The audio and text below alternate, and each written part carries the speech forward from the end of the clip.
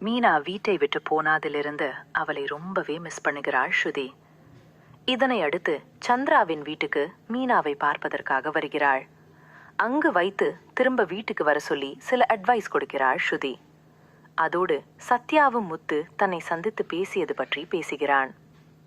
மீனா வீட்டை விட்டு போனதில் விஜயா ஒரே கொண்டாட்டத்தில் இருக்கிறாள். இதனை அடுத்து இனிமேல் வீட்டு பக்கமே வராத என்று மீனாவிடம் சொல்கிறாள். வீட்டை விட்டு வந்ததில் கடுமையான அப்செட்டில் இருக்கிறான் சத்யா. ஆனால் என்ன பிரச்சனை என்பது அவனுக்கு முழுமையாக தெரியவில்லை. இதனை நினைத்து ஆபீஸில் வருத்தத்துடன் இருக்கிறான்.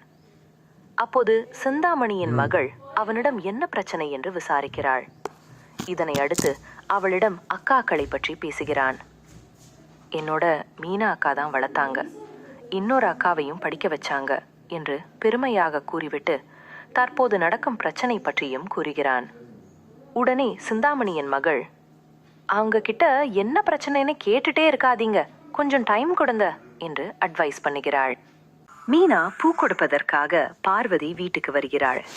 அப்போது சிவனுடன் வீடியோ எடுக்கும்போது உண்மையை மறைக்க கூடாது என்பது பற்றி பார்வதி பேசிக் கொண்டிருக்கிறாள்.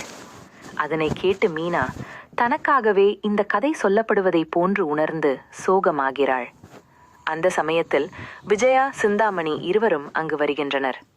மீனாவை பார்த்ததும், நீ என்னடி இங்க பண்ணிட்டு இருக்க, வீட்டை விட்டு வந்ததும் ஜாலியா ஊர் சுத்திட்டு இருக்கியா என்று கேட்கிறாள்.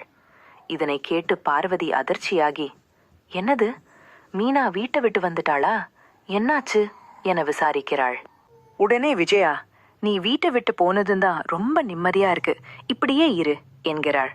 அப்போது பார்வதி குறுக்கிட்டு, முத்து, நீ என்ன சொன்னா அதன் பின்னர் பார்வதியிடம் எப்படி ஒரு மருமகள் இருக்கக்கூடாதுன்னு சொல்லி மீனாவை வச்சு ஒரு வீடியோ எடு என்கிறாள்.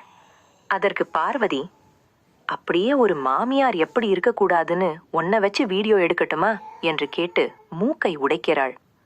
இதனிடையில் மீனா வீட்டில் இருக்கும்போது சந்திரா என்ன பிரச்சனைன்னு சொல்லு என கேட்டுக்கொண்டே இருக்கிறாள்.